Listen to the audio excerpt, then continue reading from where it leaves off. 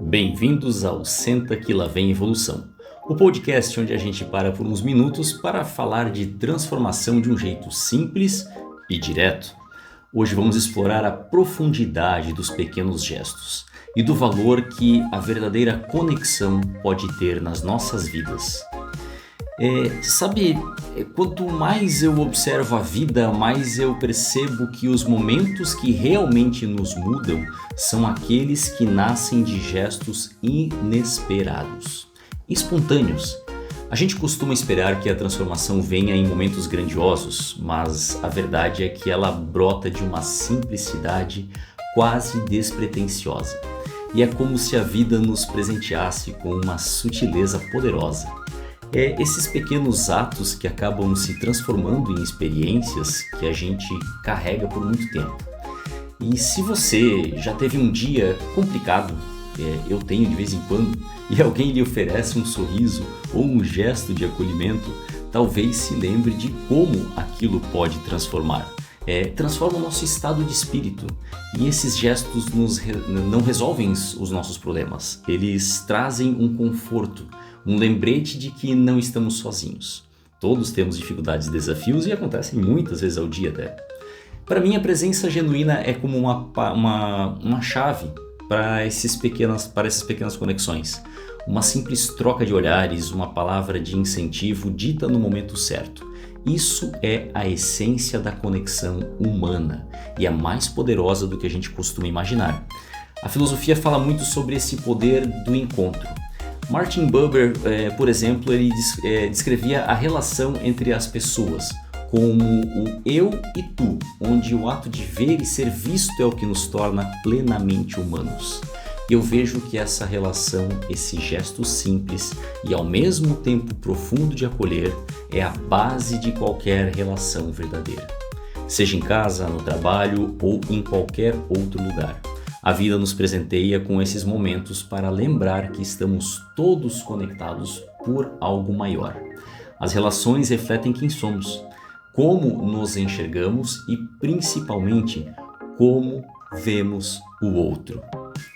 A presença que transforma é algo que vai muito além de estar fisicamente ao lado de alguém.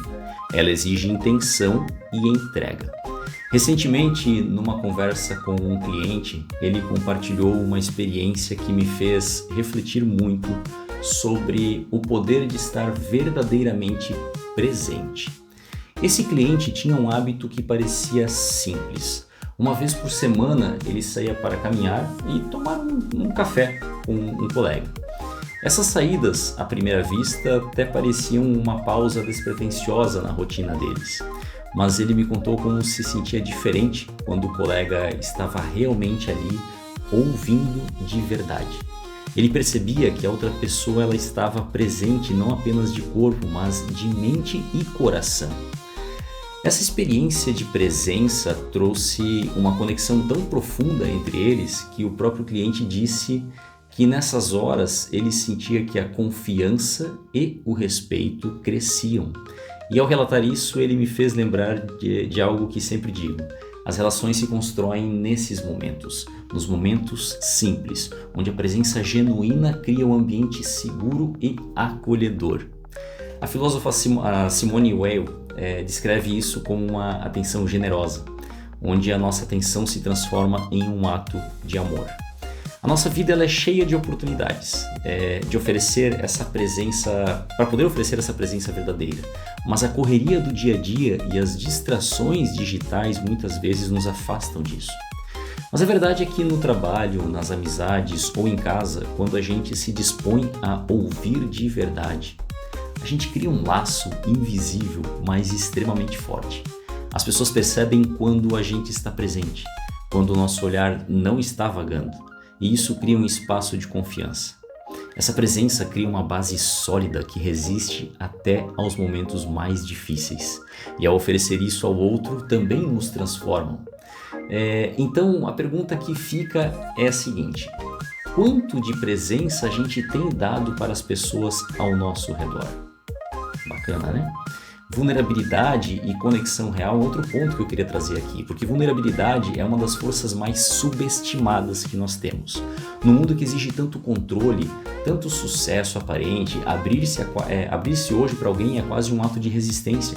Mas a verdade é que a vulnerabilidade cria uma conexão muito mais profunda, e isso é algo que vivencio no grupo de estudos e apoio em que eu participo. Esse grupo é um espaço onde eu posso compartilhar as minhas dúvidas, os meus medos, minhas inseguranças. E é ali que permito que a vulnerabilidade me torne humano. E ao fazer isso, eu descubro que as pessoas ao meu redor não só compreendem, mas elas estão dispostas a me ajudar. E é nesse espaço que eu posso falar sobre as dificuldades, sobre momentos em que me sinto desafiado, ou até sobre dores pessoais. E o mais interessante é que depois de expor esses sentimentos, é como se uma clareza surgisse, um direcionamento muitas vezes. Eu recebo um conselho, um olhar mais profundo que acabam me ajudando a lidar com a situação. E a vulnerabilidade, então, ela deixa de ser uma fraqueza e se torna uma força, porque ela abre espaço para que eu entenda melhor a dor e as dificuldades do outro, e isso transforma o meu trabalho, a minha relação com os meus clientes e até mesmo comigo mesmo. Eu saio dessas conversas com um olhar renovado, e a experiência pessoal se transforma em uma ferramenta para ajudar quem está ao meu lado. A vulnerabilidade é de fato uma ponte. Uma ponte para a conexão verdadeira. Quando a gente se permite ser autêntico, a confiança cresce e o outro percebe que pode fazer o mesmo por nós. Jean-Paul Sartre dizia que estamos condenados à liberdade, e talvez essa liberdade seja um fardo que se torna mais leve quando compartilhado. Quando mostramos quem realmente somos, criamos um espaço onde todos podem ser autênticos. E nesse processo, nós nos fortalecemos. Existe uma beleza especial também na ajuda silenciosa, aquela que não pede nada em troca e acontece de forma espontânea, sem necessidade de reconhecimento ou plateia. Esses atos simples têm um poder enorme porque tocam a essência de quem somos e revelam também o melhor da própria humanidade. Eu lembro de um momento marcante durante a época em que eu praticava ciclismo, de uma forma mais séria, focada em treinos intensos e em constante busca de evolução no esporte. Em um desses treinos, pedalava em uma estrada e ao longe eu vi um ciclista parado, lutando para trocar o pneu da bicicleta. Eu passei por ele e logo percebi que ele tinha dificuldades, talvez por falta de prática ou pelo cansaço do próprio treino, porque eles são muito exaustivos. E no primeiro instante eu considerei seguir em frente, já que eu estava num ritmo intenso e focado no meu próprio treino. Mas algo me fez desacelerar. Dei meia volta e fui oferecer ajuda para ele. Eu parei do lado dele e fiz algumas perguntas rápidas para entender a situação, e logo começamos a conversar, mas também a trabalhar juntos para trocar o pneu. E eu estava surpreso, ele estava muito surpreso, na verdade, possivelmente por não esperar que alguém interrompesse o próprio treino para ajudar sem motivo aparente, muito menos sem se conhecer. E depois de uns minutos conseguimos finalizar aquela troca, nós nos despedimos com um simples obrigado e seguimos os nossos caminhos. Mas aquele momento ficou marcado. Ele marcou porque esse gesto de ajuda, embora simples, me lembrou de algo profundo sobre a nossa capacidade de oferecer apoio sem esperar nada em troca. Emmanuel Levinas, filósofo que falava sobre ética e responsabilidade, ele descreve o encontro com o outro como o ponto de partida para um senso genuíno de responsabilidade. Ele dizia que a ética nasce ao enxergarmos a face do outro e percebemos nossa ligação humana. E foi exatamente o que eu senti naquele momento. Uma conexão rápida, mas que me trouxe uma sensação de pertencimento a algo maior. Ou seja, houve uma troca, eu ganhei algo com isso também. Essas pequenas ajudas, esses pequenos momentos de empatia e apoio não mudam o mundo, mas eles transformam o ambiente ao nosso redor e acabam reafirmando a nossa própria condição humana. E quando a gente age dessa forma, a gente cria um ciclo de gentileza, algo que mesmo que pequeno gere um impacto significativo para quem recebe e também para nós mesmos. No fundo é a lembrança de que quando estendemos a mão ao outro, reafirmamos o nosso compromisso com a ideia de que não estamos sozinhos nesse caminho. E aí eu olho um pouquinho para o otimismo e propósito, que são dois pilares que têm uma profundidade muito além do que costumamos ver hoje. O otimismo, por exemplo, não é uma visão cor-de-rosa da vida, mas é uma escolha consciente e exige esforço, tá? De enxergar possibilidades e agir a partir delas. Não se trata de ignorar as dificuldades, mas de escolher acreditar que sempre há algo que podemos construir a partir delas.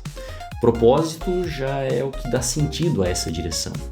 Viktor Frankl, psiquiatra e sobrevivente do Holocausto, ele dizia que quem tem um porquê, ele enfrenta o como. E o propósito para ele era o que dava sentido para continuar mesmo nas piores condições. E no cotidiano, o propósito é o que nos dá o norte. É o que permite que cada ação, por menor que pareça, seja parte de algo maior. E quando a clareza sobre o propósito, a gente tem que entender também que ela pode ajudar a desafiar obstáculos e nos ajuda a passar de uma forma construtiva. O propósito é o que transforma cada experiência em um aprendizado profundo. Essa relação entre otimismo e propósito nos lembra que, no fim das contas, a vida não é uma série de tarefas desconexas. Ela é uma trajetória onde cada passo, cada gesto é uma parte importante de um todo. E com propósito e otimismo como guia, podemos fazer dessa jornada algo verdadeiramente transformador.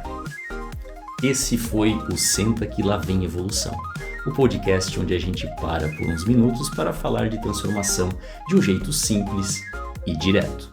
Eu espero que você tenha curtido essa pausa para refletir sobre os pequenos gestos e o valor das conexões verdadeiras. Até o próximo episódio e vamos juntos continuar evoluindo com leveza e consciência. Forte abraço e até mais!